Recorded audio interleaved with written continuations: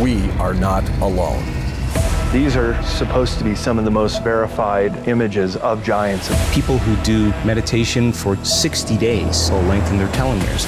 Soon we'll get results, and we'll let you know right here on Beyond Belief. Things seem to be changing in the field of ufology. It's going to be a bumpy ride. That's priceless. Isn't that amazing? Tesla wanted free energy, and look what happened to him. Plenty of evidence to show that they're real. The real question is how and why. There were Egyptian hieroglyphs out in the outback of Australia. In Australia. What are the possibilities? Mars was inhabited, and these were built. We almost can't duplicate today. These are amazing topics. What if there was something like at Area 51 deep underwater? They were killed by some animal. Believe me, we're just getting started. I'm George Norrie, and we here at Gaia are committed to revealing the truth.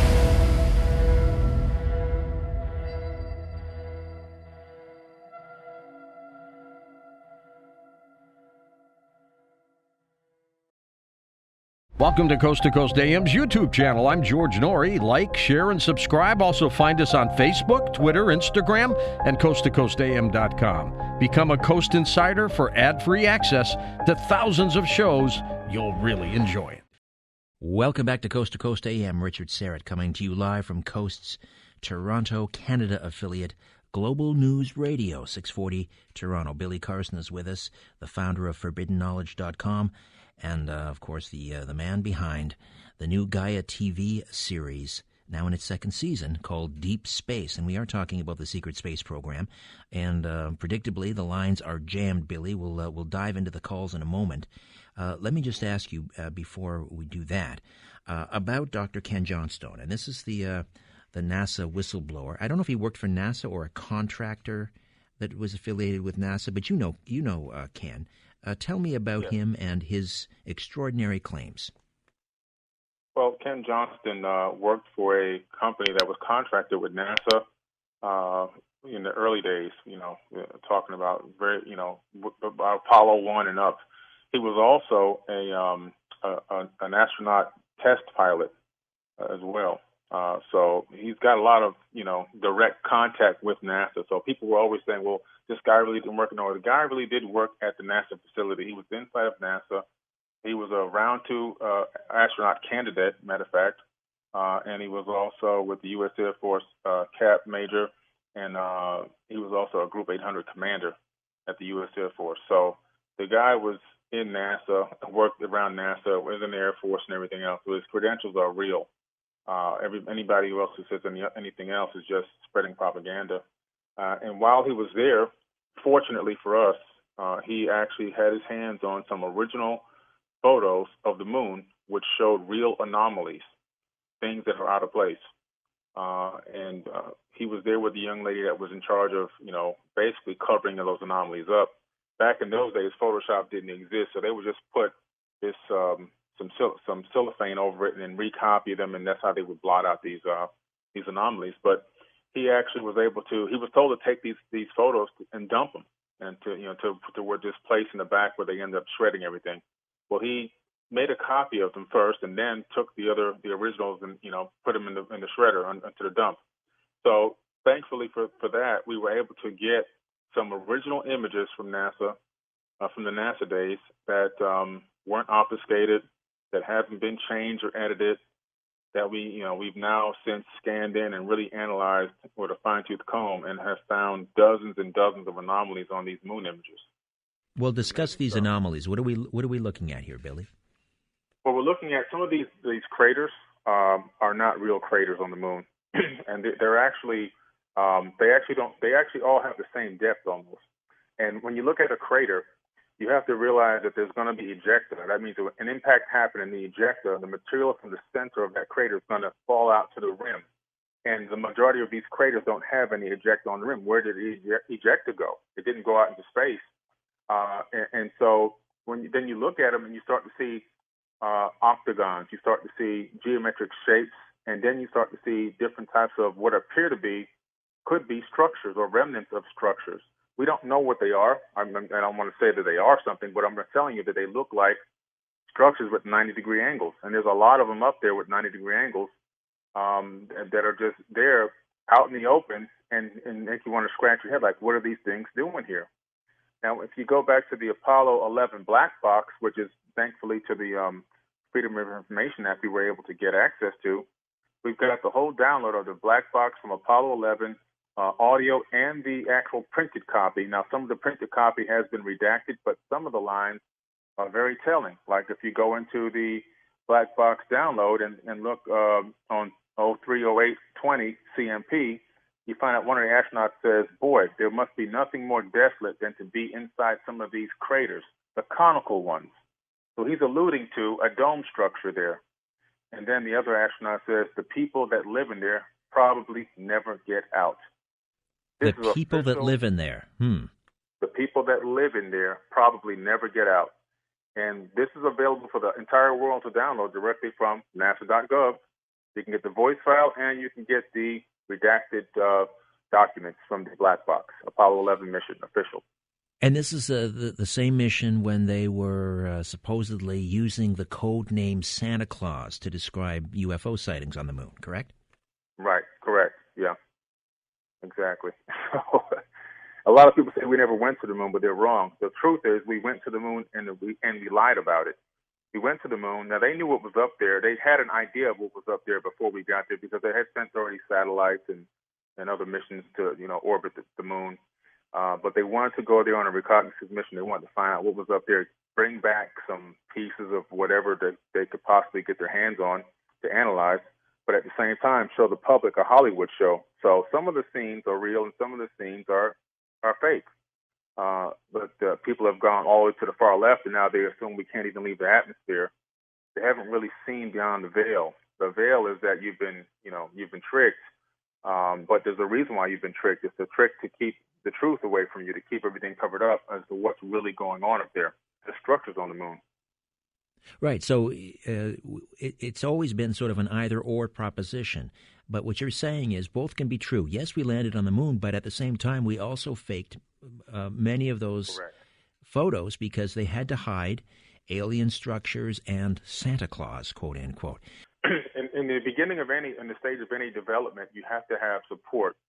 You can't just go land on Mars and then start everything from scratch. You have to bring things there, things that may not be there already, to initiate the infrastructure. So I believe that for the past several decades, we have been going back and forth to Mars, taking infrastructure and pieces of things that need to be there in order to create in order to have a successful breakaway civilization, like 3D printers. There's a gentleman in Japan that has a machine that's a 3D printer. It prints houses. It prints 10 houses a day. Things like that would be useful on Mars. You have different types of generators that can pull carbon monoxide out of the atmosphere and convert it into electricity, and also into you can reverse the process and create oxygen with the same exact device. So that's another invention that an Indian inventor came up with and contracted with NASA.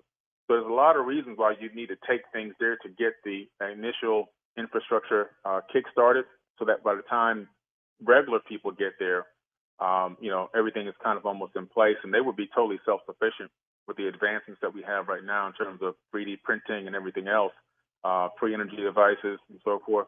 They would be totally self-sufficient, but I think there's an initial kickstart that needs to happen. Plus, there's going to be a lot of scientific convoys going back and forth, bringing back stuff here to be analyzed as well. And how do these breakaway civilizations feel about things like cryptocurrency or community-based currencies? I guess the idea here is if they continue to sort of skim off the top to funnel or to fund their black op programs, perhaps we can sort of forestall that with the use of cryptocurrencies and so forth. How do you think they feel about that? Well, that's interesting. The cryptocurrency thing is really interesting because it's really coming to the forefront now. It's really kind of taking off. These breakaway civilizations have no need for money whatsoever. Everything is more of an anarchistic society, and as well as a society based off of barter trade and sharing your technology, sharing your knowledge, sharing your wisdom. Kind of like the shelter that I built at Fort Terra Nova. I built an underground shelter that holds 360 people, and everybody that's been picked to go into the shelter has a special gift or talent that they bring to the table, so that we all work together cooperatively to keep the shelter running and functioning at its optimum performance. Billy, you're going to need a broadcaster who can quote ad nauseum from Game of Thrones. Right. Make some room. You're in. You're in, man. You're in. Yes. There's actually a 7,000 person waiting list for that one, but to answer the question, there's more of a cooperative type of economy versus a financial based, money based economy. Our guest next up is Dr. Michael Salla. He is a pioneer in the development of exopolitics, and we are going to talk about whistleblowers and the secret space program and what is going on in the world around us. Aloha, sir. Aloha, Jamie. Glad to be here. How are you? I'm very well, thanks. Now, it seems like you and I have been talking all week, and right now there is such, especially over the last year, you've been doing exopolitics for a long time, but over the last year, the subject of whistleblowers, their testimony, their evidence, and the secret space program, it has certainly been on the front burner in ufology. There's been quite a buzz just around the whole idea of secret space programs, but I think it's just the extent and the detail of the information that has emerged over the last 12 months that has really gotten people's attention. And I think people are really open to the possibility that there have been advanced anti-gravity vehicles that have been developed as far back as during the Second World War era, and that many of the UFOs that have been witnessed ever since may not be extraterrestrial in origin as many people first thought, but they may in fact be very terrestrial technologies. And so people are very interested in that possibility because when they look at the technological developments that go back all the way to the early part of the 1900s, then they see that it's very possible that some scientists developed these technologies and that the governments that were willing to fund them secretly had programs where these technologies were used and developed and craft were built. Well, for you, and certainly with your background, which I find fascinating because you had a choice, Michael, to have a completely successful career unrelated to ET, the alien phenomenon, UFOs, and you took a left-hand turn and you had an epiphany. What was that? Oh, well, that epiphany for me was watching Dr. Stephen Greer's Disclosure Project press conference back in May of 2001. At the time, I was a full-time academic teaching international politics at American University, and I was looking for answers to conflicts that were happening around the world, because that really was my specialty. I was a professor of international peace and conflict resolution. And so I was very interested in what is it that drives international conflict. So I was very open to alternative theories. And in fact, one of the courses I taught was called Theories of Conflict, Violence and War. So I was very open to different theories about what is it that drives international conflict. And so when I watched Stephen Greer's Disclosure Project press conference, I was really amazed at the quality of the testimony, the sincerity of the witnesses, their willingness to come forward and stake their professional careers and reputations on the line, that what they experienced were real. And it really set me off on a journey to find out, well, just how credible are these ideas of a cover-up of extraterrestrial life and advanced technologies that are not being released. And as I went down that rabbit hole, I found just more and more answers to some of the questions I had developed over the years of teaching and researching and writing about international politics. What is a whistleblower? Now, of course, we have Edward Snowden and we have other whistleblowers throughout politics and commercial industry and so forth. But for our circle, for the alternative circle, and certainly the ufology type of circle, what is a whistleblower there? Generally speaking, a whistleblower is a person who blows the whistle on some kind of wrongdoing, whether it's occurring in official government institutions, departments, or whether it's occurring within corporations, or it might be occurring within educational institutions, schools, and so forth. So a whistleblower is someone that basically just reveals something that is being covered up by an organization to which they belong.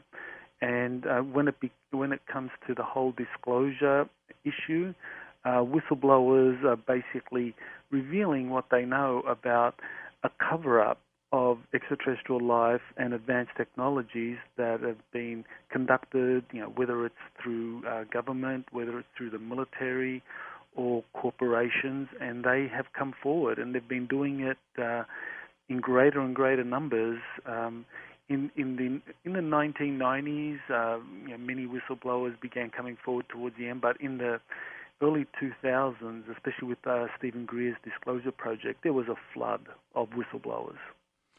Is there, for you, is there a normal way that they approach you, and what do you use? Do you have a checklist that you go down to determine if somebody is, telling the truth, and how do you vet the sources? Well, that's a really good question. I find every case is unique. People's circumstances are so different, especially whistleblowers.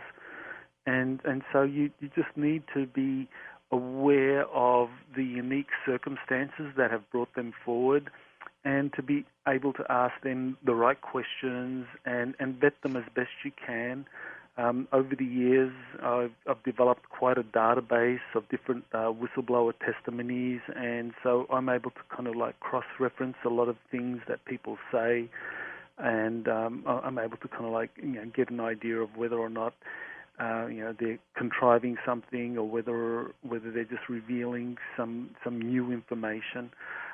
Generally speaking, I've found that most people that come forward are very sincere, but that doesn't mean that they're being truthful, because you can be sincere and untruthful in the sense that you may be part of a program, and you may be programmed to reveal misleading information.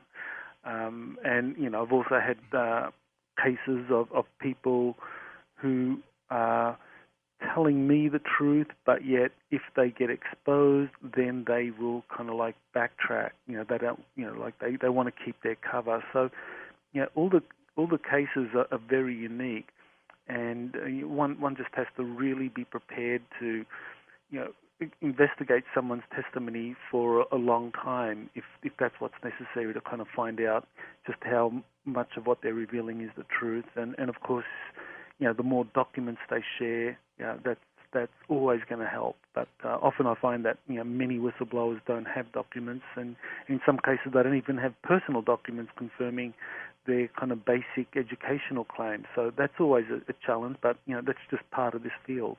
Well, and we're going to discuss one of the latest whistleblowers that have come forward, and you and I have been talking about this. It's fascinating.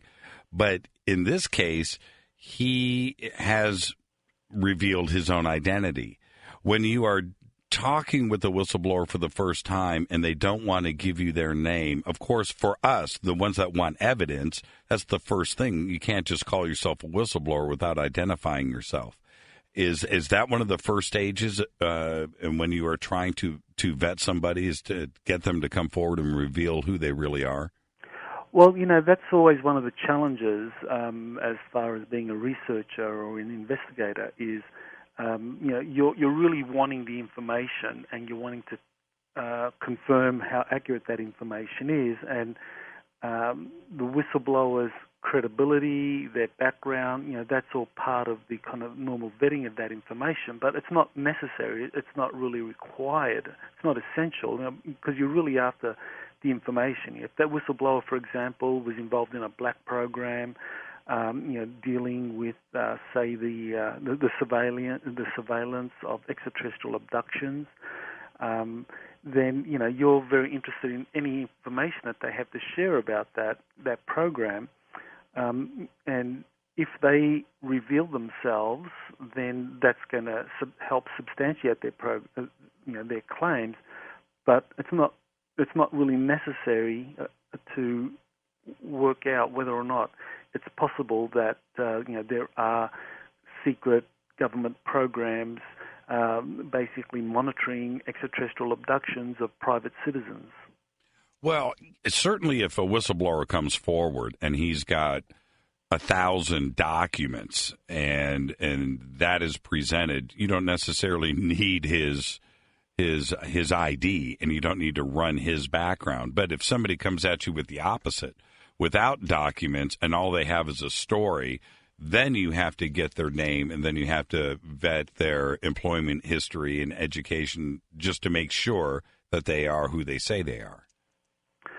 Well, that's right. Yes. So when they just give you a story without any accompanying documents, then there's not that much substantiating their story. So then, yes, you do put more emphasis on them coming forward and revealing who they are.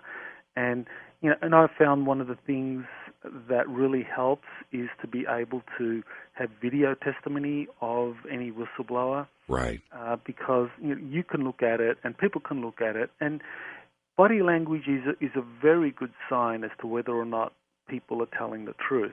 Michael, you just got back from San Diego, where you got to sit down and converse and interview a whistleblower. Can you take us through that and tell us about the experience?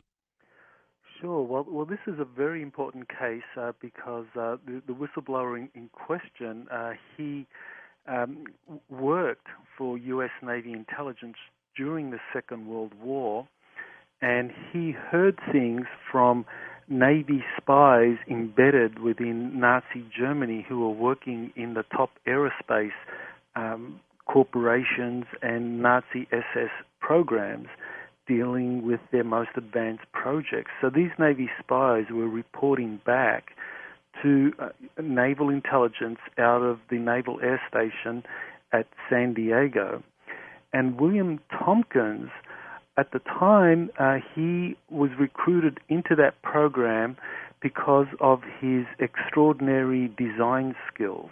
He had exceptional abilities in designing Navy ships, and because of that, he was recruited in to this top-secret program where he would sit in and hear these Navy spies give their debriefings to a Navy admiral and either one or two Navy captains, revealing what they had seen in these Nazi programs. And based on what he heard, Tompkins' job was to then go and basically put together a package, an intelligence briefing package, based on the information that he had heard, and to then get on a plane and fly that package or packages to various aerospace industries or think tanks throughout the United States. And he did this over a 4-year period. And in that 4-year period, he says that he basically performed close to 1,200 of these missions, where he would go into these corporations such as Douglas Aircraft Corporation, Lockheed. He'd go into think tanks such as Caltech, MIT, many of the leading aerospace companies in the United States, and take these packages and basically give them these packages and say, well, this package deals with this particular program that you have certain expertise in. Let's just say it's some kind of advanced aerospace program. What can you do with this information? And the idea was that that way various U.S. industries would get to learn what the Germans were doing and see if this was something that could be replicated in the United States. So that was his job, and the really important thing about William Tompkins is that he actually has the documents to substantiate that he was actually doing precisely that work. Take me through the process on that. Were you able to get employment verification and certainly his military records? Well, yes, we got. Basically, there are records that he provided showing that he had a mission out of the U.S. Naval Air Station. So one of the documents, for example, was titled Statement of Mission, Tasks and Objectives, and that's dated September 26, 1945, with his name on it and his U.S. Naval number. And basically it says that he was authorized to be a disseminator of naval aircraft research and design. So that's one of the documents that he provided. He also provided another set of documents that were basically travel slips that basically gave him authorization to enter and to leave the Naval Air Station there at San Diego, and to carry with him packages. So this is also another piece of documentation that he had supporting his testimony. Also, there are pictures of him back in 1941 when he was recruited by U.S. Navy intelligence. There are pictures of him with a U.S. Navy captain, and also quotes from a U.S. Navy lieutenant saying that Tompkins had exceptional abilities and that they would be of service to the Navy. So he has provided these documents substantiating quite definitively that he did actually work for the U.S. Navy from that period, 1941 to 1945, as a disseminator of technology, of aircraft designs. So this is really very important because now we can kind of like, once we've substantiated that he actually did have that job, then it's like, well, what was the contents of the packages that he was delivering, and what was it that the Navy spies were telling the Admiral and the captains and Tompkins at those debriefings. Well, what were the Navy spies starting to reveal about the Nazi program? Well, the information that they were revealing is really startling. I may as well just kind of come out and say it right up front because it's something that many people might find challenging. But basically, Tompkins said that these Navy spies, and by the way, he said that there were 28 of them, and they would come in on 6-month rotations. They'd come back to the U.S. on a 6-month after 6 months in Germany, they'd come, give a debriefing, and then they'd go back. And this was from 1942 to 1945? Correct, yes. What they said that they had seen and had direct experience with was that the Nazi SS, that there were actually several, at least 2 autonomous space programs that were being developed in Nazi Germany. And that one of the programs involved the Nazi SS, and another program involved German private citizens associated with secret societies. The Vril Society was the one that was mentioned. And they had facilities in Antarctica, and that they were in these Antarctic facilities as well as underground locations throughout Germany, that they were building these very different types of anti-gravity craft. That the Navy spies said that the Germans had developed 30 different designs of various kinds of anti-gravity spacecraft, utilizing the kind of flying saucer design or a cigar-shaped design where they would use some kind of propulsion system. Anti-gravity was one of those propulsion systems that was used. Right. And that this was something that was being developed in Europe and in Antarctica, and that they made great advances in those programs. Was there any mention, I know they mentioned the Vril, but was there any mention of Thule? The Thule, of course, was the kind of sponsor of the Nazi Party.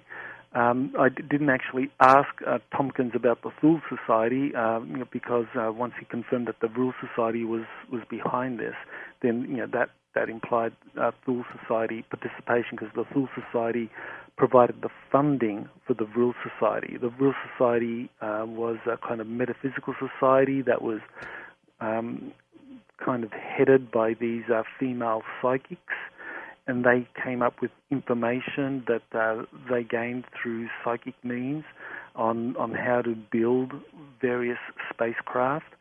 And then the Thule Society provided the funding and the resources and the infrastructure to kind of go ahead and build that. So that happened in the 20s and the 30s.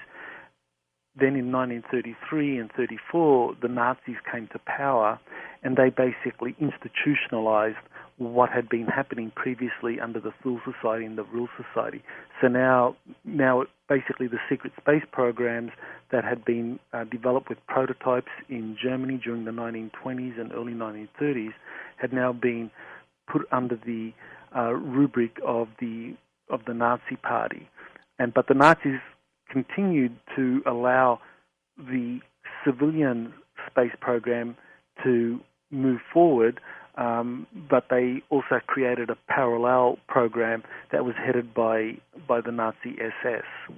Yeah, and what's key here with these 28 informants for us with the Navy, and that being 1942 to 1945, there's a few other key dates with Tompkins here, and one of them was that date of 1947. And as he starts to communicate with, Northrop and Lockheed and Douglas Aircraft and TRW, General Dynamics, that's another key date for 1947. And as you started to look at those documents, what popped into your mind, and what were you able to ask him about that date of 1947? Well, there's kind of a couple of important dates in 47. The one was the Operation High Jump out of involving Admiral Byrd, and that was a very significant event. People still don't kind of fully appreciate exactly what happened. That's right. Basically, what had happened was that a flotilla, a U.S. naval flotilla, had set sail for Antarctica to basically locate, take control, or to destroy any Nazi bases there. Now, the problem was that the Nazis, ever since they had built the bases in 1939, up until 1947 when Admiral Byrd's expedition finally arrived there, that basically they had close to 8 years of uninterrupted R&D into these anti-gravity technologies. And so by the time Byrd had arrived, the Nazis had very developed spacecraft using these technologies. And according to Tompkins, essentially what happened was that over a 48-hour period, there were 2 waves of flying saucers that just appeared out of the ocean. He said there were roughly 30 craft altogether in the 2 waves of flying saucers, and he said that all of the aircraft that were part of Operation High Jump were destroyed, and also a number of ships, including a destroyer and other support ships, were also destroyed, and then the rest of the fleet was allowed to return to kind of like send a message that the Navy shouldn't try anything similar to that again. Now, one of the things that is important to emphasize here is that the Nazis were being helped, and this is also one of the things that the Navy spies said that really shocked them, was that the Nazis had reached agreements with a reptilian extraterrestrial species, and that these reptilians were acting as consultants in the Nazi high-tech programs, and that the reptilians had basically steered the Nazis or allowed the Nazis to go to had told them about 3 locations in Antarctica where the Nazi SS could build facilities for the secret space programs. So basically the Nazis throughout the Second World War and while they were in Antarctica were being helped by a reptilian extraterrestrial race.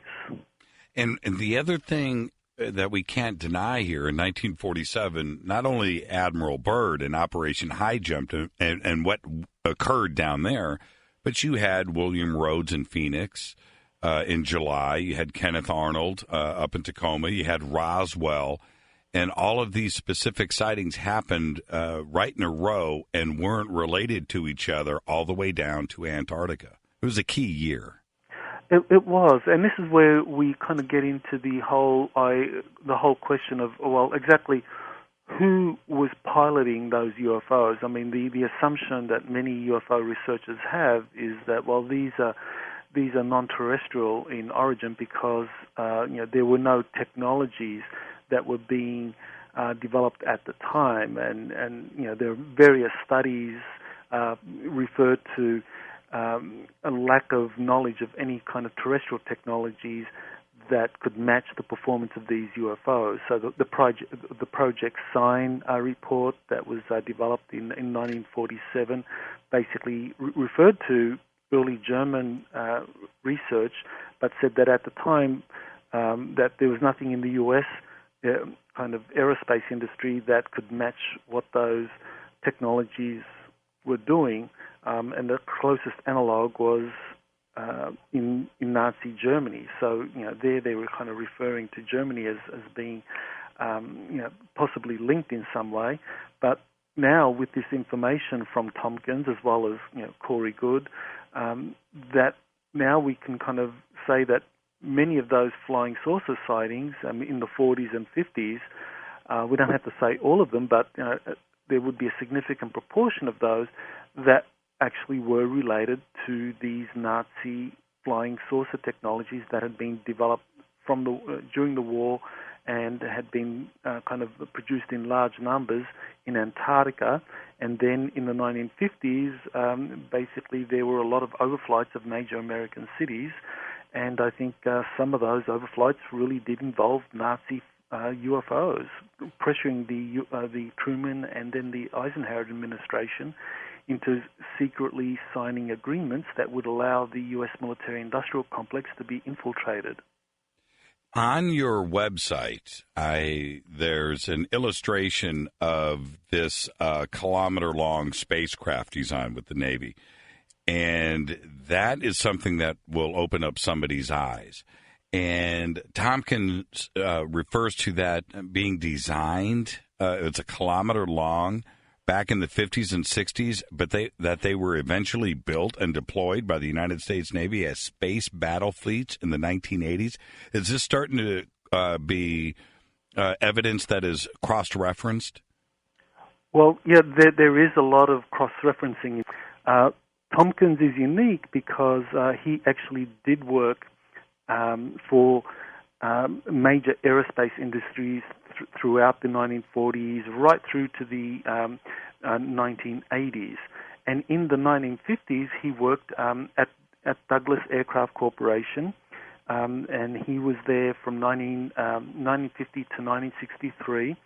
And one of the documents that he showed me in San Diego was a document showing that his two superiors, a Dr. Klemperer and a Dr. Elmer Wheaton, he wasn't a doctor, both of those two individuals were involved in anti-gravity research. So there's a document saying that Tompkins' bosses were directly interested in anti-gravity research.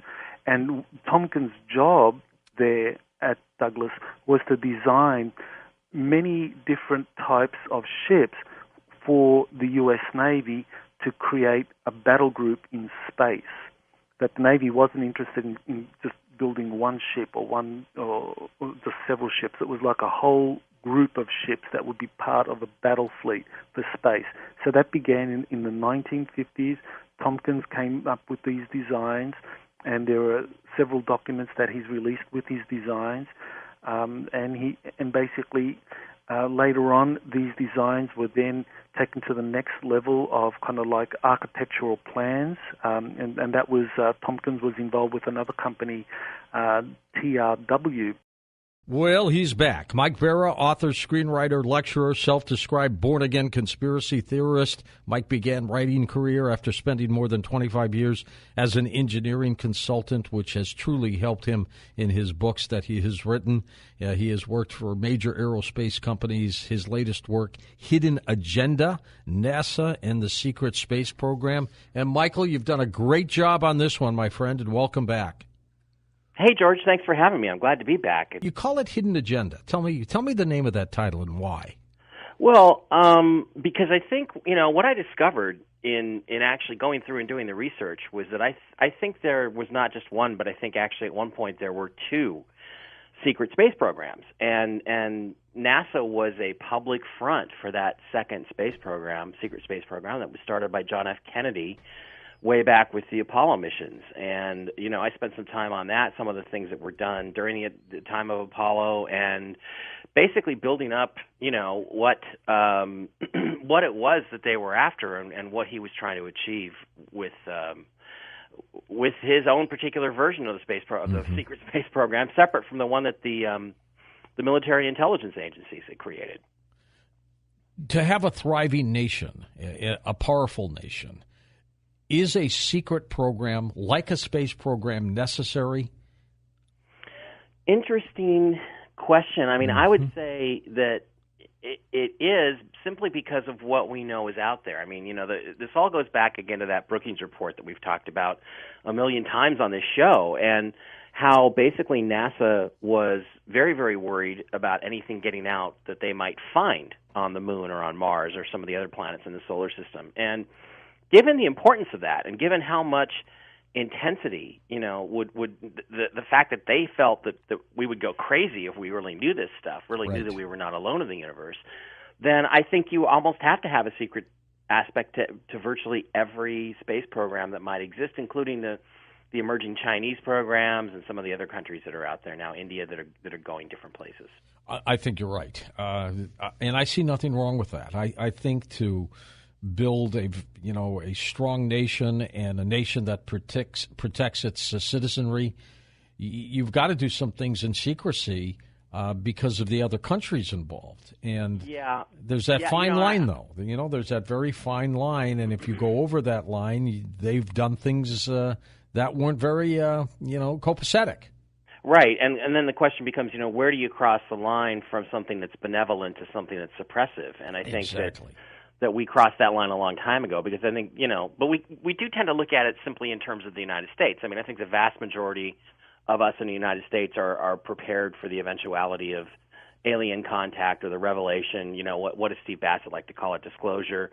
I think we're ready for it, but I'm not sure other countries in the world really are ready for it. I mean, they've got very big problems. I mean, look at what a mess Venezuela is right now after 10 years of socialism. I mean, they can't even feed their people, and you have to take a wheelbarrow full of money just to get some water, and bread and water. So it's like, are they really ready for this, or do they have bigger problems? Do we have bigger problems to solve on the planet before we can actually go public with this stuff? Is a really interesting question. But I don't know. I don't have a lot of faith in governments. I don't have a lot of faith that the people inside of government are going to make decisions that are going to ultimately benefit us and be benevolent to the people that they govern. And I get the sense that I'm not alone in that feeling, and I think the events of the last month or so probably are bringing us back to that.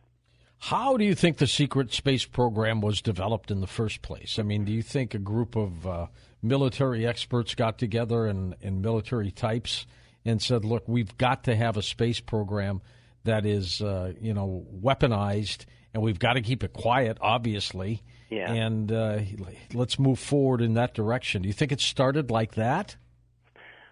That's a difficult question to answer because there's so much that we don't know. And then what I wanted to focus on in this book is just what we do know. What we do know from documentation that's been uncovered by people like Dr. Bob Wood is that there started to be these flying saucer crashes. There was this fascination with the human race, apparently, from extraterrestrials. It's really beginning around the time of World War II in the 1940s. And so then you had these crash events that took place.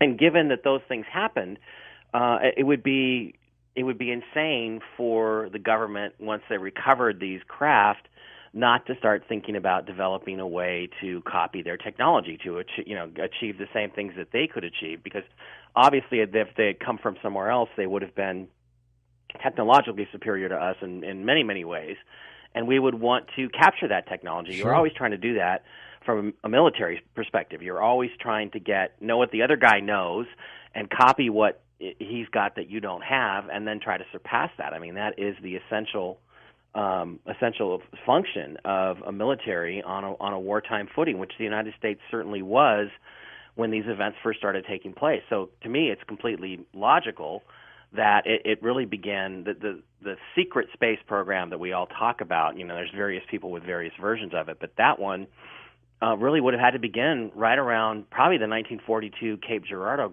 crash in Missouri, if not even sooner. I've always been baffled, Mike, why these craft that would seemingly come from great distances, or even if they came from within a mothership that came from great distances, how they would crash and why they would crash. I haven't been able to figure that out yet. No, and the thing is, George, what it comes down to then is what if their technology, we always think of their technology as being hundreds or thousands or even millions of years beyond ours. But what if it's not? What if what they're flying around in is only 100 years ahead of us? What if it's only 50 years ahead of us? I mean, there could be all kinds of secret behind-the-scenes technological breakthroughs, things that the human race could do that we have no clue about in the public. And so what I'm saying is a lot of that comes from our, I think, false perspective that we're very, very behind them technologically. I think in reality, we're probably a lot closer to them in our secret development than most of us in the public think. And I mean, one of the examples of that is that if you look at the speed of propulsion, right? If you look at the speed of transportation, there's a graph in the book that I think is really important, and it shows that basically for about 100 years, from about 1850 to about 1960, a little over 100 years, you had this steady increases. The graph just goes straight up, and you have basically the horse and buggy, followed by the steam train, followed by the automobile, followed by the propeller airplane, followed by the jet airplane, the breaking of the speed of sound, and then the chemical rocket, and then the curve just flatlines from 1960 to 2016. I mean, basically, we have nothing beyond the chemical rocket, and that just technological curves just don't do that. In other words, we had to have developed something that was the next step beyond the chemical rocket, which to me is the flying saucer, and just simply took it black and hid it from everybody. Now, if that's the case, then even technology that advanced, it's going to have flaws. It's going to have imperfections. There's things you might not be able to account for. Maybe you don't expect the other guys to have certain types of radar. Maybe they interfere with your guidance system. Maybe you're still vulnerable to magnetic and electrical storms. There's all kinds of possibilities. I mean, look, we've been building airplanes since about 1914, 1915, and they still crash. And I've worked on planes for 25 years, which makes me sound really old.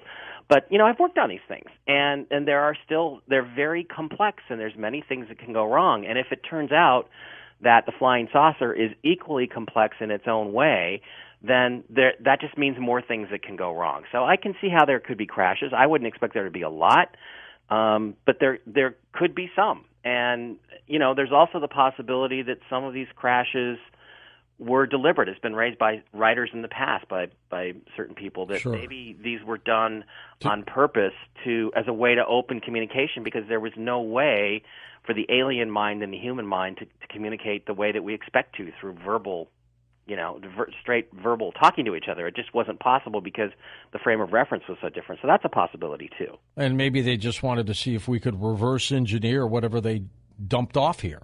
Another possibility there. And again, there's all the stuff you read about. Again, as you go through the secret space program, as you dig into this stuff, there's all these stories of them, wanting to plant certain technologies in here. One side wants to plant, the transistor technology into our culture and see what happens. And so forth. And it's kind of like there was a Star Trek episode, the original Star Trek, where Kirk and McCoy and Spock are on this planet, and they find out that the Klingons have been secretly arming the villagers against the hill people, and so they decide, well, we have to arm the hill people with the same amount of force to balance everything out. And so it's entirely possible that alien species are actually competing with each other over who can best develop the planet Earth, not just technologically, but maybe spiritually and intellectually. Let's go back to the 1800s, where you talk about a secret society in Prussia. Tell us about that and its importance to building up to where we are today. Well, it turns out, in my opinion, I think it's really, really important. I had not heard about this, but I have to give credit to a friend of mine, Olaf Phillips, who's really done a lot of research on this. And there was an organization in Germany called NIMZA, N-Y-M-Z-A, and some spellings have it N-J-M-Z-A, but it was still pronounced NIMZA. And it turns out that what this really was a collection of fairly well-known German industrialists and scientists who were curious about a lot of the ancient texts. You probably have Jason and Giorgio on here, and they talk about and David Childress, and they talk about the Maharata Bhatha, however you pronounce it. I can't pronounce it. I'm not even going to try. And all those Ancient Aliens episodes, and I'm still not able to pronounce it. But these sacred texts that describe flying machines, and some of them I found as I really went into this, there's some that are very specific, telling you how to put together the different metal alloys that have to go into these flying ships in order to make them fly, and the exact mixture of nickel and iron and different things that might be in them.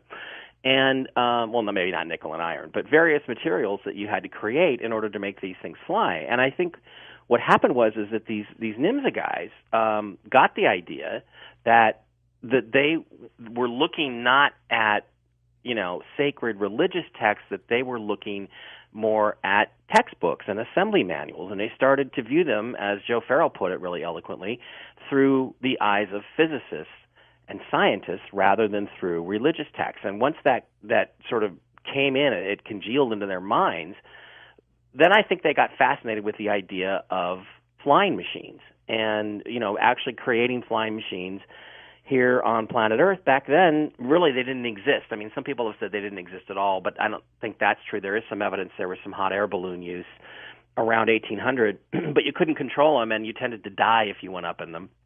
And so the big challenge was to create airships that actually would be able to be controlled and have some sort of controlled flight and could defy gravity and give man command of the skies. And that all started in this, in this region of Prussia that later became known as Silesia, sort of an area of went back and forth between Germany and Poland for quite a few years. And as I go through the book and unravel the mystery, that's exactly the same location where a lot of the German very, very high-tech Nazi Bell research was done later on.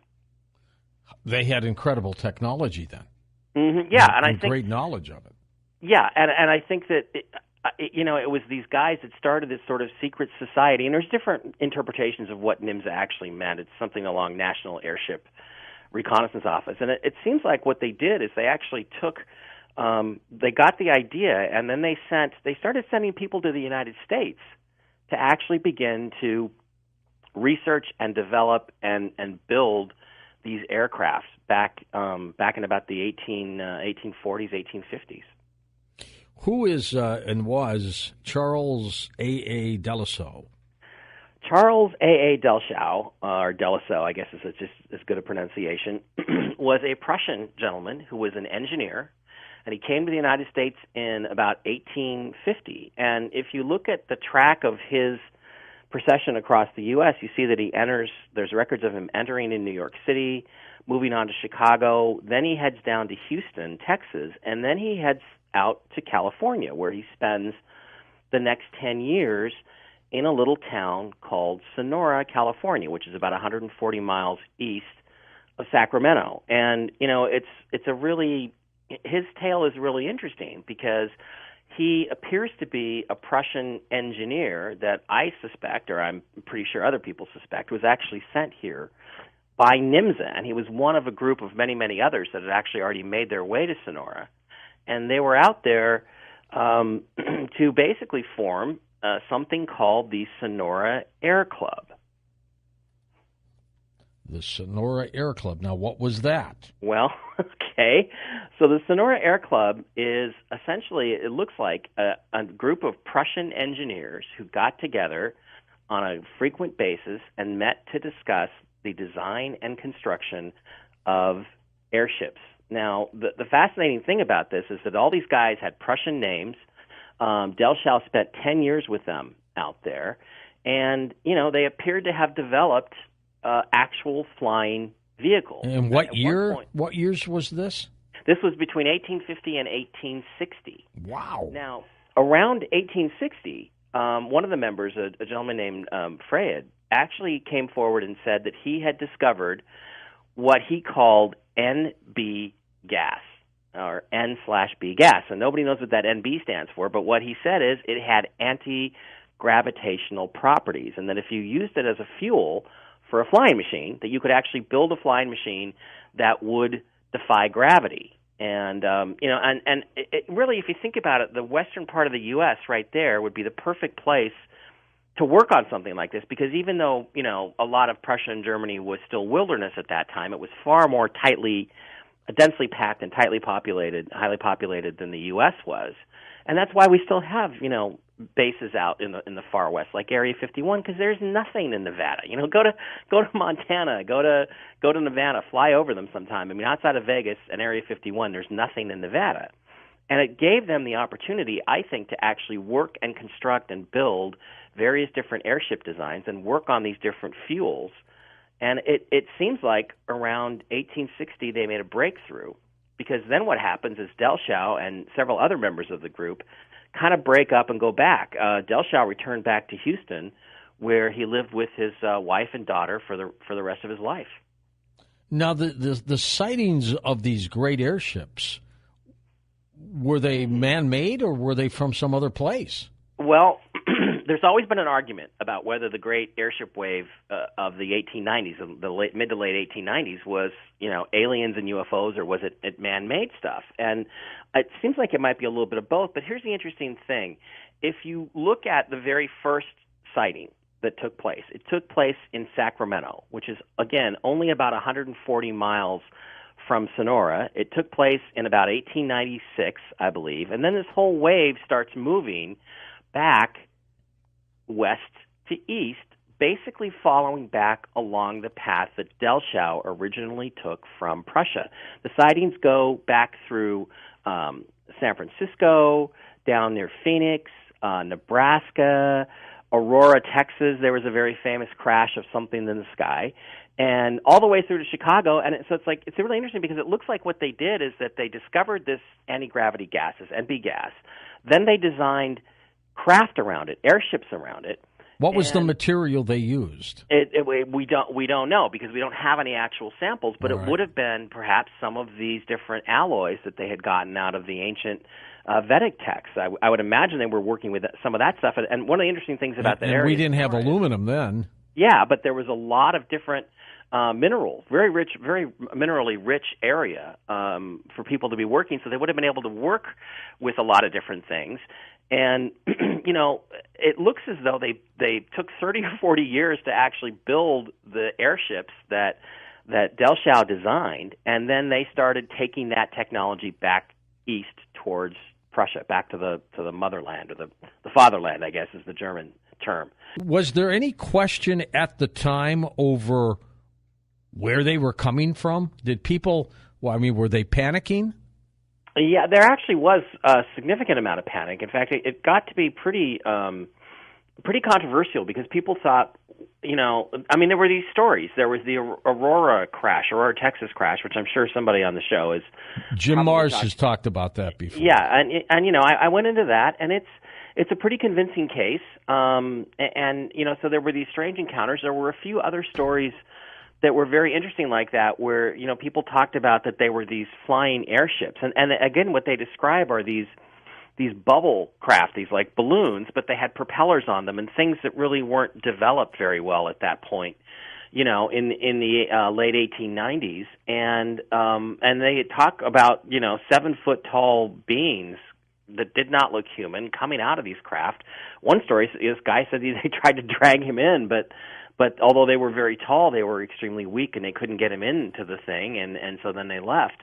So you had this kind of stuff going on, which was a little bit freaky to people. And then, others thought, well, this is a trick. This is like some wealthy industrialist, and really the finger got pointed directly at Thomas Edison, and it reached the point where Edison basically had to come out publicly and absolutely categorically deny it. He did an interview in the New York Times, and just basically said, hey, it's not me.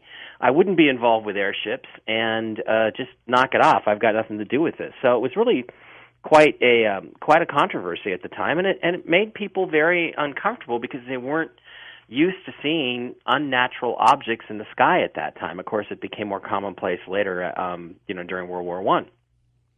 Michael, now, are you saying that these airships were the beginning stages of this hidden agenda of the secret space program? Yeah, and in fact, there are people that, there are some people that think that the whole secret space program is all German. Now, I don't quite go that far because I think there's a little bit more complexity to it than that. But basically what I think happened is that these NIMSA guys sent teams of scientists and engineers to the U.S. to work on building airships. They made some sort of breakthrough about 1850. It took them 30 or 40 years to actually physically build the ships, and then once they built the airships, they flew them back across the United States, across the Atlantic, and back to Prussia, where they were then taken secret, and the Germans, what became Germany, continued to actually work on and develop this stuff as part of their very, very highly advanced physics programs. And, the Germans, by World War II, were way ahead of us in aviation technology, and that's exactly what I think happened. I think that it started really back from NIMSA and in the early 1800s. Let's get into a few other individuals and then talk about the possibility of an extraterrestrial presence here too, Mike, because that, I think, somehow could be a factor here. Yeah. Not just for governments to defend themselves from other countries, but from up there. And I always have believed that was Ronald Reagan's plan with his Star Wars initiative, but we'll get into that. Lots of different names in your book, Hidden Agenda. Germans and other people as well. Lots of folks were involved in what could be called a secret space program. Yeah, I mean, even people, very famous people like Einstein. I mean, Einstein was definitely working on very advanced hyperdimensional rotational physics. And, once he saw Hitler coming, he realized as a Jew he had to get the heck out of Germany. So he left and came to America. But there were others that continued his work. And like Eric Schaumann and Victor Schauberger was developing something he called a repulsine, which was this really interesting disc-shaped craft that used various air vortexes to sort of float and fly around and kind of go any direction you want. It almost defied the laws of physics. It was very, very advanced. It used a lot of different advanced physical concepts. But, it really didn't have a power source at the time, although there are models that exist of the repulsine, and apparently they do fly. There's video of people, flying repulsines, including his grandson, who has one of his models. Now, the interesting thing to me about this is that it's got the classic flying saucer disc shape. All it needs is the element of anti-gravity. It needs the thing that allows it to sort of defy the laws of physics and gravity and fly around and do all this crazy stuff that we've always seen flying saucers do. And to me, it wasn't much of a reach to say, let's connect the dots here and take this NB gas discovery and have the Germans further develop that during the interwar period, during World War I, interwar period, and World War II, and eventually come out with the Nazi Bell. And really, if you look at the physical airframe of a flying saucer, what you see is the basic disc, but then there's the raised cupola in the middle, and sometimes there's a bulge in the bottom. And that shape is perfect for putting some type of reactor, like an anti-gravity reactor, in the center of the saucer, and then the disc shape would be what would be conducive to the control of that. Because if you look at like the Glock, if you look at the Nazi Bell, it actually has it appears to have anti-gravity properties, and it involves some exotic material. Some people call it red mercury. The official name for it in the German documents that have been uncovered was Serum 525, which I think is just the later Nazi development of the NB gas that the guys at the Sonora Air Club developed way back in the 1800s. And you take that and you combine it with these other different physical ideas of advanced high-speed rotation and counter-rotating magnetic fields and that kind of thing, and you get this Bell effect where this thing would lift off the ground, but it wasn't controllable. Now, if you stick that inside the repulsing shape, you've got a classic German flying saucer. You've got exactly what you need to actually not only have the anti-gravity effect, but actually be able to control it through the use of the repulsing-style disc-shaped airframe. And I think that's exactly what the Germans were working on by the time we got to World War II. Now, the Hindenburg, of course, was German-made. It exploded and caught on fire in 1937. Lots of fatalities. What was the gas in that? Was it hydrogen? It was hydrogen, and I guess you can argue in a technical sense that hydrogen allows you to have an anti-gravity effect. So the NB gas could have been some development of hydrogen inside of a balloon to get it to lift off the ground. So in other words, that could be some sort of mistaken identification from that period, that period of time. But of course, we knew what hydrogen was and what its properties were a long time before the supposed discovery of this anti-gravity thing. So the Hindenburg would have been, would have been something that could have been developed along those same lines. But the truth is that, dirigibles and Zeppelins, they weren't really all that effective. They didn't go very fast. What you need is something that could defy gravity without a lot of fuel, which of course requires a lot of weight. That's right. But could also maneuver around faster than anything else in the sky, and that would be how you would achieve air superiority. And to me, that's more a development of the repulsing technology and the Bell technology than it is something along the lines of just a hydrogen-powered airship. Mike Barra with us, his book, Hidden Agenda. Mike, why did the Germans seem to be the ones to possess this incredible technology, way far ahead than anybody else? Well, it's a good question, but the Germans, the interesting thing about their culture in that part of Europe is that they never really lost their interest in the mystical side of things. There's some stuff in the book about Maria Orsic and the Vril Society they put in there, and how they believed that runic symbols were somehow connected to physics, like they could alter the physical world by placing these runic symbols on their technological devices. For instance, the Bell was supposedly had runic symbols all over the outside of it, and there was even it's really interesting because if you look at some of the stuff that Maria Orsic channeled and this writing that she did, which was sort of a runic alphabet and symbols, it's very, very similar to a code that Delschau put into his production illustration paintings of his early airships. And in other words,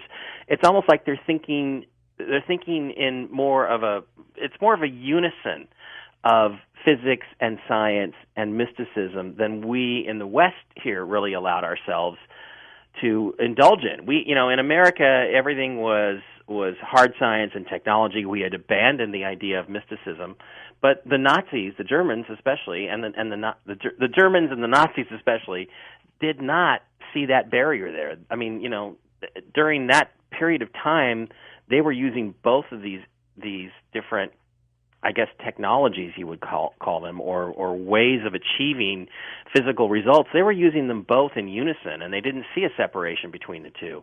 And I think that gave them a huge advantage and allowed them to not be constrained by the so-called laws of physics, by Einstein and many of the others who had come along, and the quantum theories that were developed. Just let them think more freely, and they were able to actually, I think, integrate some of this stuff so that they worked together. The sightings that people saw during those days, were they German craft or were they extraterrestrial? Yeah, it's a really good question because you have the wave, of Foo Fighters that happened in World War II, and the question is, what were they? Now, I think they were some sort of German technology. They may have been. They were described more as, rather than solid vehicles, they were described more as like balls of energy. And so, I don't know. I don't know what to make of them, whether they were extraterrestrial or whether they were German, but the fact that they took place over Germany, and Germany was developing all of these different highly exotic, very advanced physics experiments like the Bell and the things we've talked about and the flying saucers. I tend to lean more towards that it was German technology. But it's so different than anything that came out publicly. It's hard to reconcile those two, George, because, basically they were great at building jet aircraft. They built the Me-262, the world's first jet fighter, which was an amazing weapon and could have changed the war if Hitler, as Chuck Yeager put it once, fortunately, Hitler was an idiot, so that didn't happen. But they also had flying wings. They had this incredible flying wing aircraft that worked extremely well and was being developed and was ready to go into production at the end of the war. But those things they're basic. They're a logical development of the airplane. The Foo Fighters were these weird balls of energy that scattered all over the place and spooked the Allied airmen, and they're completely different. So I tend to lean more towards the fact that they were extraterrestrial. And logically, to me, the fact that I would buy into them being extraterrestrial because I think they were observing what was going on and what was being developed, because I think it's, if I was an alien species, I would be kind of worried about the things that the Nazis were dabbling in, and I would want to keep an eye on it. These moments of visitations, Mount Rainier, Kenneth Arnold, 1947. What did he see? Well, what he saw was a squadron of 9 aircraft, or was kind of a mini squadron of 9 aircraft, flying at very high speed between his plane and Mount Rainier. He was several miles away from it, I think about 14 or 15 miles away, and he described these bright silvery objects, which tends to me imply aluminum construction, and one of them at least was crescent-shaped. He actually drew it. It was kind of a crescent shape or kind of a flying wing shape, and he said it wobbled and skipped and jumped like if you were to take a teacup saucer and skip it across a pond, which is actually how the term flying saucer was developed. That's where the term flying saucer came from. Now, to me, looking at it from an engineering standpoint, what he drew up, and I have illustrations in the book of what Kenneth Arnold actually drew, of this crescent-shaped, flying wing-shaped craft and this Nazi flying wing, the Horten HO-229, to me they look almost exactly the same. And all you would do really to match Arnold's design, his plan for him, would be to take the cockpit and move it back a little more toward the center of the craft. Now, this would be really interesting because what that would do aerodynamically is it would stabilize the airframe. And one of the big problems that flying wings always had was, their big usefulness is that they aren't really very trackable on radar because they're so thin. They don't have tails sticking up that you can bounce signals off of.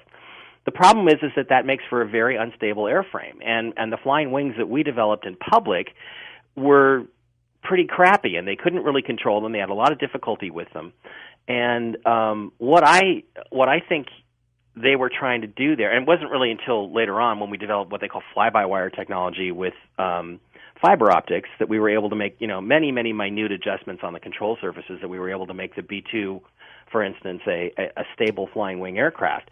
So what I think he saw, honestly, is a further development of the captured German flying wing aircraft that were probably being flown out of McChord Air Force Base. And he just happened to see them operating on a test flight one day. And that doesn't mean that, flying saucers aren't real. I'm just saying I'm pretty convinced that that's what he saw. I think we took this HO-229 and we tried to develop our own version of it. And, it was just, we had problems. They skipped, they were wobbly, they had issues with control, and I think that's what he was describing. And again, now this whole area up here, I'm up here in Seattle right now, is very, very populated, but back then, there was nothing there. I mean, there was nobody around McChord. It was extremely empty. But after his sighting took place, I suspect what probably happened is there was so much publicity, and then all these sightings came on later, that I think they moved the squadron to Roswell, myself, because 2 weeks later, you have a crash of something that has been drawn up, that has been described by witnesses, that looks a lot like Kenneth Arnold's illustration of his flying saucer, and a lot like that HO-229. So I wonder if both of those sightings might not have actually been just test aircraft that we were testing. What about the occupants that people talked about? Well, the thing is, you got to remember those stories came later. You know, Jesse Marcel's original story that he told, I think it was back in the late '70s. I forget what it was part of. I want to say it was part of a show called In Search of that Leonard Nimoy. Or it could have been Stanton Friedman too. But I know Stan did interviews with him, so I don't remember exactly the details of who did what. But there were never bodies mentioned back then. There was just this crashed flying saucer. I don't think he ever mentioned bodies. I'm not positive, but it seems like a lot of those descriptions came from later witnesses. And of course, the farther away we get from these famous events, George, the less likely I am to believe new witnesses that come forward. Now, does this mean we're not being visited, or what, in your opinion? Well, no, because you had like, for instance, the 1942 Cape Girardeau crash, where there was a pastor who told a story of being called out to what he was told was a plane crash and perform last rites over the victims, and he gets there and they're gray aliens. And I mean, he described them in detail, he sketched them up, he told other people the story. So even the sheriff saw them, I think. Yeah, and I think we definitely had real alien spacecraft that were visiting here that crashed or were shot down or however it happened, and we definitely had that. But I'm just not so sure that the Kenneth Arnold sighting and Roswell were necessarily those events. And also, there's other people that say that Roswell, there was 2 or 3 events. You're becoming a skeptic, Michael.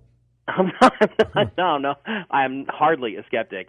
But what there's another scenario, George. What if we were out testing these flying wing aircraft, and the aliens were checking them out and got too close to them, and they crashed into each other, or shot them down? Yeah, exactly. So. I mean, we should not forget that the hangar out there at Roswell in the air group that was there had the nuclear weapons, and we were the only nuclear weapons armed aircraft in the United States arsenal at that time. So that would have made it, I would think, an area of intense interest to our not so friendly visitors. What about the 1952 UFO flap over the Capitol? Yeah, now that to me is a further development, because what you're talking about there is you go into the descriptions and really read the transcripts of the things that were said and the reports that were actually issued by the people, that you are dealing with what then becomes undeniably flying saucer technology. Now the question is, are they alien flying saucers, or are they, some people think that they were German. Some people think the Germans built their flying saucers in Antarctica. They escaped and took everything there, built their flying saucers and came back and did this whole Capitol buzzing thing as a way to get the attention of the United States government and say to us, hey, guess what we've got? You better deal with us, or we're gonna make a mess of things in the U.S. But the thing about it is that the behavior is bizarre. Mike Barra, our guest. Hidden Agenda is his book. Dr. Michael Salla back with us. He's a pioneer in the development of exopolitics, author of Exposing U.S. Government Policies on Extraterrestrial Life and Exopolitics as well. He was an assistant professor, researcher in residence in the School of the International Service of the American University. He has a Ph.D. in government from the University of Queensland, Australia, and founder of the Exopolitics Institute, which is a not-for-profit organization which analyzes the political implications of extraterrestrial life. And Michael, thank you for coming on to talk about the life of William Tompkins. I really appreciate it. Oh, you're welcome, George. I'm glad to be back here. He was quite the pioneer, talking about the Navy's secret space program. What got him to go public with this? Well, he has led a really exceptional life. I mean, as a 17-year-old, because of his precocious abilities, he was recognized by senior Navy officials as someone that they wanted to recruit into the Navy. I mean, there's documents that show that admirals were actually meeting with him and communicating with him and introduced him at a very early stage into the Navy intelligence, and they trained him when he was only 17 years old in advanced aircraft research. He began working with the Vultee Aircraft Company in 1940 when he was 17, and he just went through a long career in understanding various aspects about advanced aircraft design and propulsion systems and navigation and all of the things that are required for aircraft. And And so after he finished his Navy career, he then went and worked with the Douglas Aircraft Company, which again was at the cutting edge of advanced aircraft development, and that's when he got to be helped by these Nordic extraterrestrials, as he describes them in his book, in designing these huge battlecraft that would be flying deep in space, forming space carrier groups that later on Gary McKinnon talked about fleet-to-fleet transfers. Mm-hmm. Well, Bill Tompkins, he was describing exactly what was happening. We had a chance to have Bill on the program with our investigative reporter Linda Moulton Howe a few years ago, and of course you've known Bill for a number of years. Sadly, 94, we've lost him, but that's a pretty good run, isn't it? 94 years old, it's pretty good. It is. Especially as he, right throughout his life, he always distinguished himself, and even in retirement, he distinguished himself. Actually, it's hard to say that Bill retired because he never really retired from the Navy. One of the things that he confided to Dr. Bob Wood and myself, I'm not sure how many others he told, but he never really was fully retired. He was still active Navy. He had a rank, and he was assigned to basically be a consultant for the Navy. He attended these Navy West meetings every year since the year 2000 up until 2017. He attended, and he was admitted with a rank, and his rank was Lieutenant Commander. So this was something that he had instructed us while he was alive never to reveal, but I'm able to say it now, he was, ever since he worked at Naval Air Station San Diego, he was given a covert rank of Lieutenant Commander. So, and it was job specific. This was one of the things I discovered in my research, that during the Second World War, when Bill was working at the research and development for the Naval Air Station in San Diego, his normal job was a second machinist mate. So he was just a junior enlisted officer, enlisted personnel. But he had a covert assignment as a disseminator of naval aircraft research and development, and that covert assignment carried with it a rank of Lieutenant Commander. And he carried that right through his life, and he actually showed us the passes that he had to enter. I bet he was proud of that, too.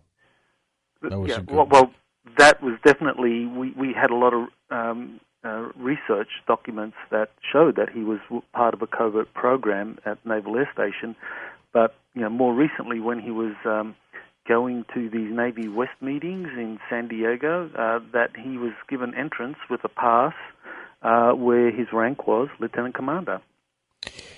What did his Navy veterans think of him and the things that he said, which we'll get into, about the secret space program and extraterrestrials?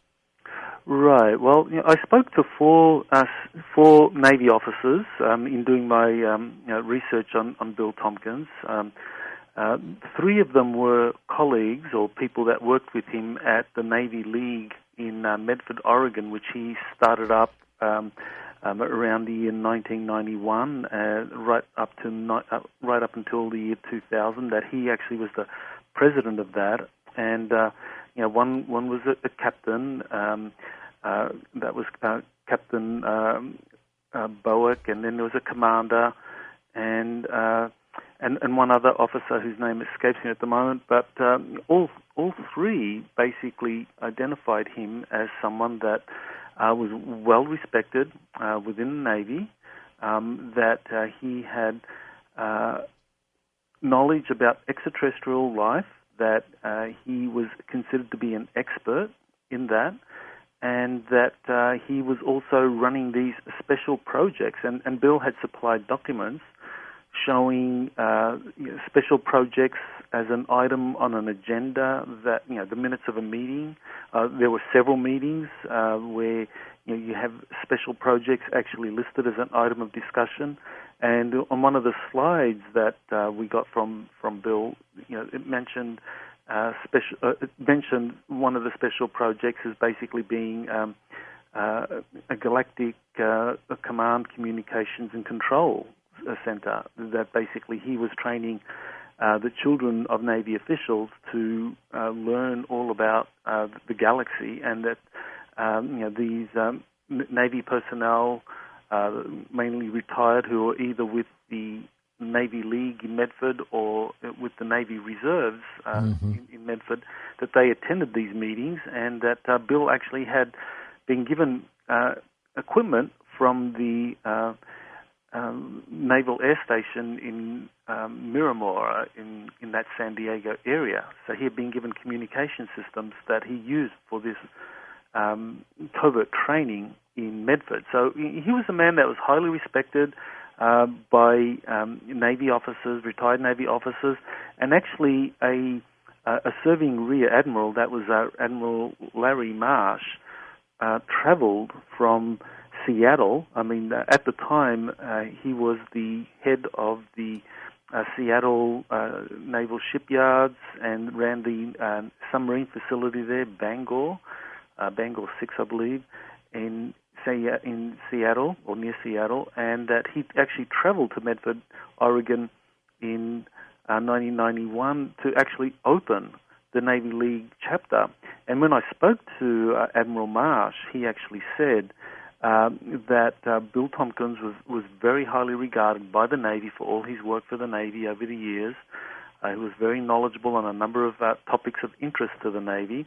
And what I found very intriguing was that he said that he went down to Medford to open this because it was very important for the Navy. So here you have a serving Navy admiral leading a very important post, where he's running two commands, to travel down to Medford to open up this kind of nominally private Navy League Council in Medford, Oregon. So, and Bill was the president of that right up until the year 2000. Was that Admiral Larry Marsh? Was that who that was?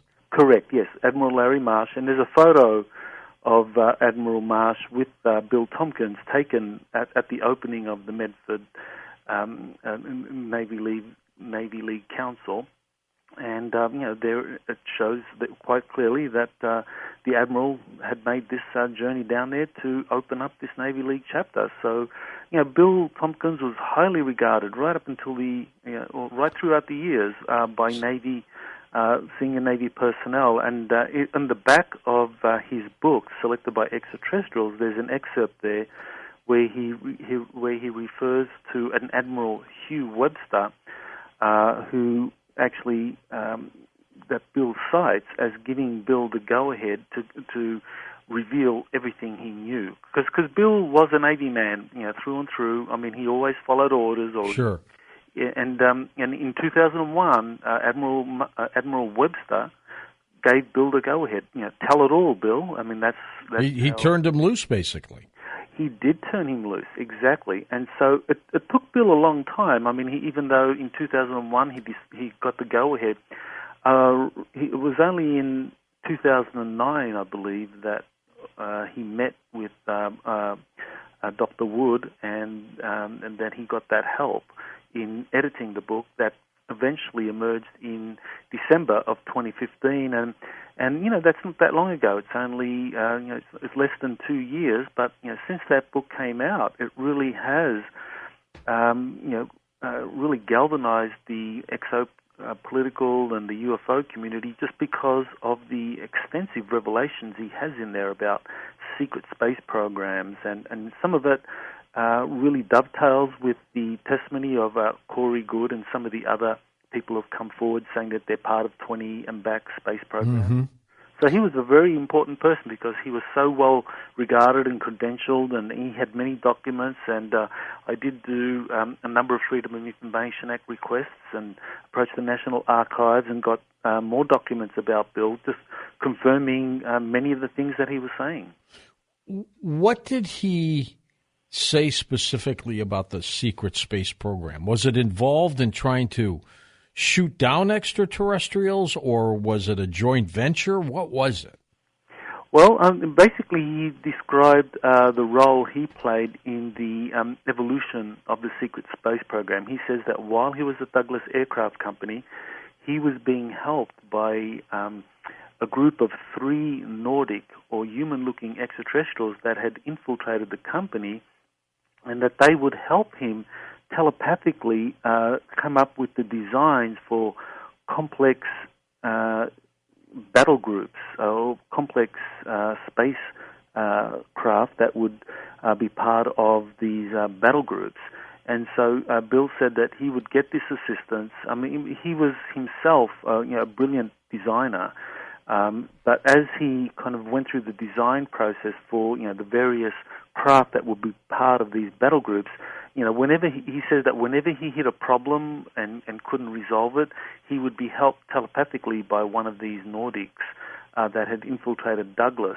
Wow. So eventually, he would come up with these designs, and then they would pass on these designs to the proper people in Navy intelligence in the form of an unsolicited bid, and then the Navy would then take it up up to architects and so forth to have the kind of more complex engineering architectural plans developed that would eventually lead to them being assembled in secret facilities in the Wasatch Mountains of Utah.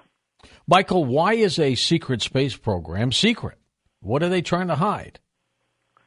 Well, I think it's national security from the very beginning in terms of firstly, the existence of extraterrestrial life. That was not something that the military, the national security system, wanted the American public to know, nor did they want the American public to know that a substantial number of Germans from Nazi Germany had relocated to Antarctica and developed a German space program in Antarctica that by the end of the 1940s was actually sending craft, which, still sounds amazing for many who are just locked into the more conventional historical view of space exploration, that the Germans in the mid-40s and late 40s were sending craft to the moon, Mars, and the planets of the outer part of the solar system. This is something that Bill Tompkins says that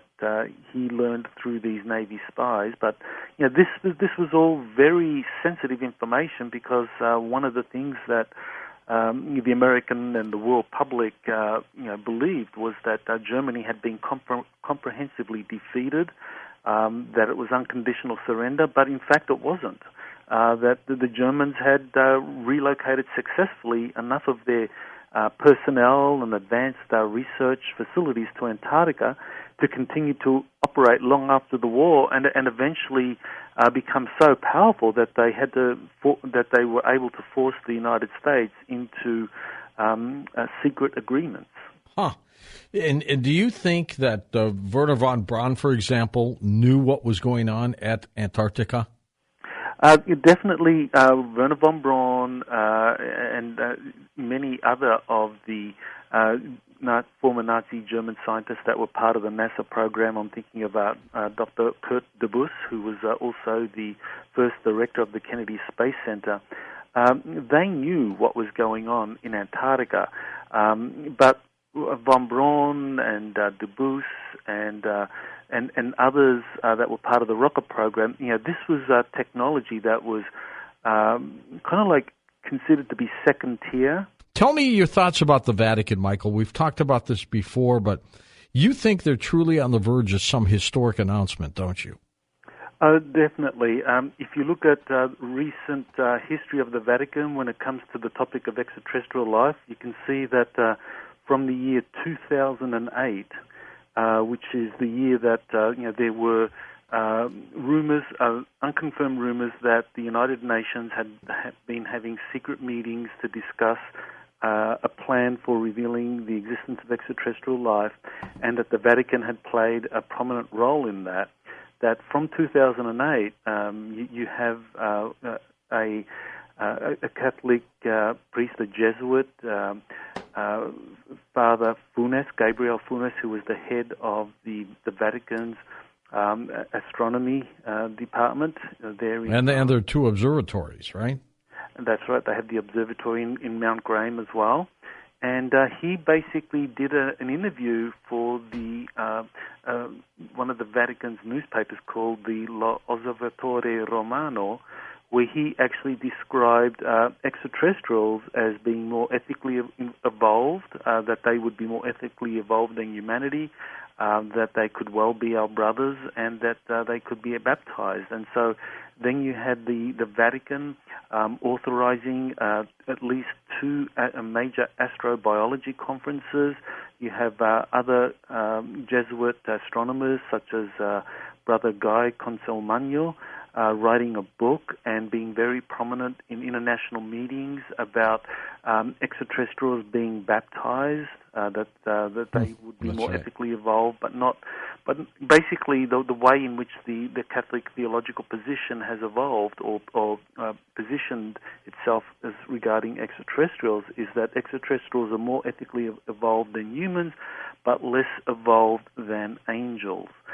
Which means that the Christian message, because the foundation of it is the life and death of Jesus Christ and the resurrection, of course, then the message and the relevance of Jesus would be something of relevance to the extraterrestrials. And then again, what the extraterrestrials know about human history would be relevant to the Catholic Church. So, what has happened is that the Catholic Church, under Pope Benedict and now Pope Francis, has evolved in terms of how extraterrestrials are viewed under Catholic theology, whereby extraterrestrials can be accepted as beings that can augment the Catholic view of the universe, but at the same time extraterrestrials can benefit in terms of what the Catholics have to say or Christians have to say about the life and resurrection of Jesus. So the Catholic Church has really positioned itself to make a major announcement concerning extraterrestrial life, and this is something that, according to Corey Good, who I'm sure many of the listeners have heard, has been saying that he's been given briefings by a number of insiders, and that he's been told, according to his sources, that the Vatican actually is ready to reveal the existence of a group of human-looking extraterrestrials, and that they would kind of like help humanity enter into a new galactic age. How do you think they'll make that announcement, Michael? I mean, will the Pope be flanked by an ET? What do you think it'll be? Well, I think very recently there was a friendship statement where the Pope was joined by the Dalai Lama and around 20 other prominent religious figures from the Muslim world, the Buddhist world, Shintoism, Confucianism, all these different groups, and that they all participated in an online statement that was released on YouTube and also in written form, where they called for for all the religions of the world to basically develop friendship and unity. And so I think what's likely to happen is that there's going to be some event whereby the Pope and probably a couple of other prominent religious leaders together are going to emerge with a human-looking extraterrestrial and say that this is a being from the stars who is here to help us move into a new galactic age of awareness, that we're not alone, and that there are incredibly advanced technologies and also spiritual philosophies to be shared and by humanity and these extraterrestrials. Michael, the secret space program, of course, is hidden, but we're getting things public now. Is the Congress proposed an Air Force Space Corps? What's that all about? Well, yes, that's a really interesting issue, George. I mean, we know that there was a lot of controversy over that it was proposed by a congressional committee that the U.S. Air Force develop a space corps, but it was something that the Air Force itself opposed, and the Pentagon also opposed. So, it's quite confusing. Why would Congress, which often defers to the military, especially when it comes to expenditure, instruct the Air Force to put together, assemble a Space Corps when the Air Force was opposed to it. So, there's something quite kind of fishy there, and I can guess that essentially it was done to kind of like, in a way, get people to think about the possibility that there is a Space Corps in operation, or that this is something that is in the pipeline, but kind of like muddy the waters because there is, as a number of whistleblowers or insiders have said, that there is actually a Space Corps that's been in operation since the 1950s, and that it's actually under the auspices of the Navy, and in particular run by the U.S. Marine Corps. What kind of craft do you think they're using? I think that the craft that they would be using and the technologies that they would be using for being able to move vast distances through space from planet to planet and so forth, would be a combination of some kind of craft that uses space-time technologies, typically some sort of torsion field technology, whereby if plasma is rotated at the very high speeds and at high pressures, it generates a space-time effect. So, time can dilate within the apparatus where you have this spinning plasma, and it is basically able to move very quickly through space, through whatever propulsion system it has. And because time is dilated, within the craft, it means that they can move vast distances at what appears to be kind of like only a moment for them, and basically, they can go anywhere in the galaxy and then come back, because they're able to actually not only slow time down but also reverse time. This is because they're able to kind of travel at faster than light, and so there is a kind of a time regression as well in operation. So this is something that these craft are able to do, and also they use portal technology as well.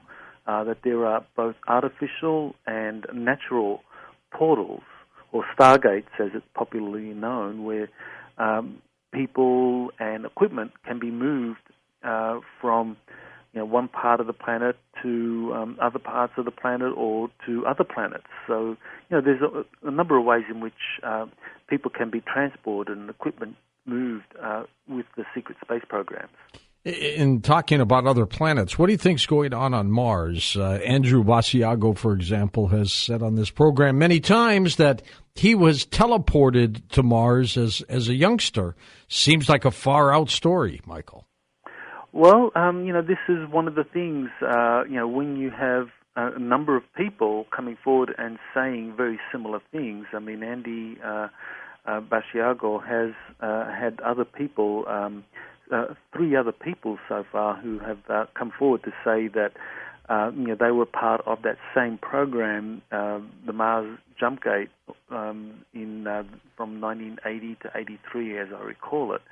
And then you have the great-granddaughter of President Eisenhower, Laura Eisenhower, saying that she was actually approached to go to Mars. And then you have these more recent whistleblowers who say that they were part of these 20 and back programs, and that they traveled to Mars as part of those programs. And very recently we had Robert David Steele. I don't know if you've interviewed him yet, but he actually said that they were taking people to Mars, actually children, that many of the children that disappear, that they end up on Mars as slave labor. So there's quite a pool now of testimonies from independent sources saying that there are bases on Mars that have been built by these secret space programs, and that they are able to kind of like extract people, sometimes under kind of false pretenses, and abuse them as slave labor. What do you think of the story? I mean, it seems far-fetched, doesn't it? Well, what I always do is to kind of listen to what these different sources have to say and compare them and see if there are points of similarity, see if they've kind of like contaminated one another's testimonies, and also to kind of look at real-life events. And one of the things that really convinced me that that this kind of slave labor is occurring on Mars bases is two real-life events that occurred in 2016 that kind of dovetailed with this information first emerging into the public arena under Corey Goode, at least, in the middle of 2016. First, there was a meeting by the British Interplanetary Society in June of 2016, where the meeting basically discussed the scenario of how to remove a Mars colony dictator who abused workers. Right there you have the British Interplanetary Society discussing the very scenario that Corey Goode at the time was saying was occurring on Mars.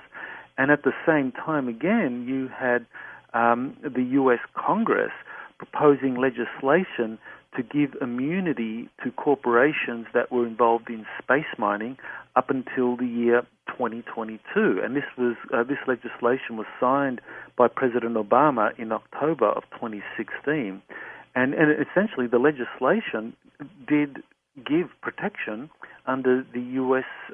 Legal code to any corporation that submitted to U.S. jurisdiction when it came to space affairs, that no regulations, no kind of laws or international treaties would apply to these companies' operations in space up until 2022, which effectively meant that if what Corey Goode and others are saying, that there was slave labor on Mars, that under this legislation that was passed by the Congress and signed by Obama, none of the companies involved in these kinds of abuses, none of the officials could be prosecuted because they could just basically recognize U.S.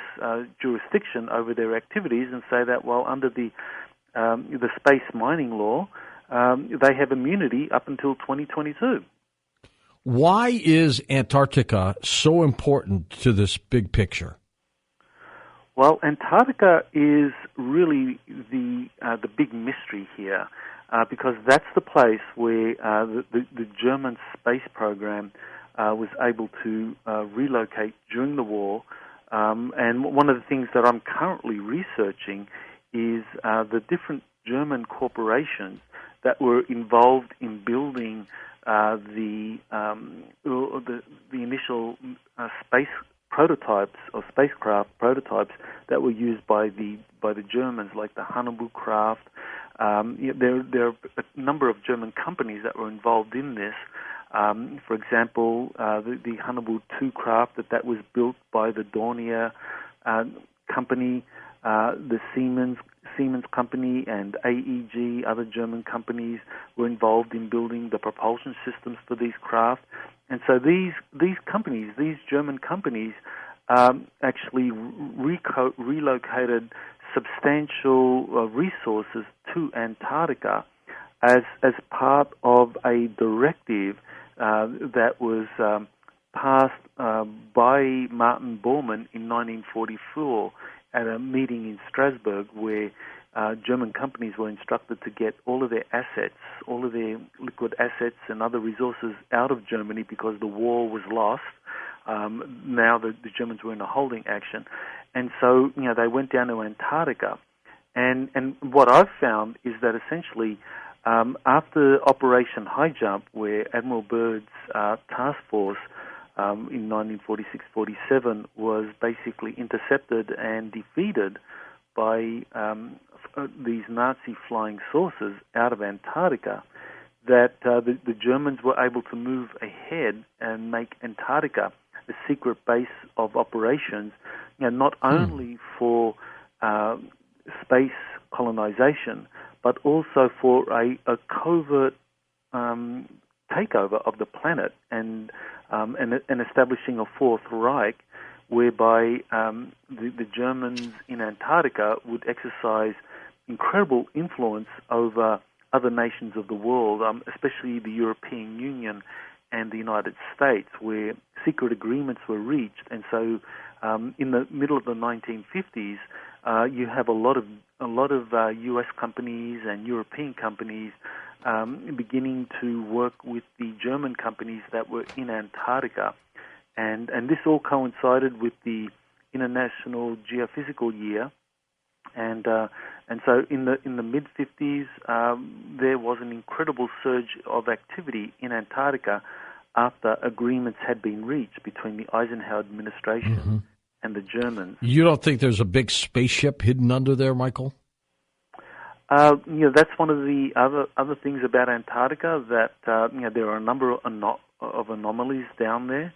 A number of whistleblowers have come forward and talked about three ancient extraterrestrial craft that are buried in the deep under Antarctica at different levels. That's exciting, though, isn't it? This will revolutionize the planet. Once this kind of information is confirmed and revealed, it'll be revolutionary. If you want to listen to our show ad-free, 24/7, access audio archives, live chat with me, and much more, you need to become a Coast Insider now. So you're telling me your grandmother, who died a few weeks ago, came and visited you last night in your bedroom, and you're not scared? Are extraterrestrials living among us? I don't know if it's true or not, folks, but we're going to find out.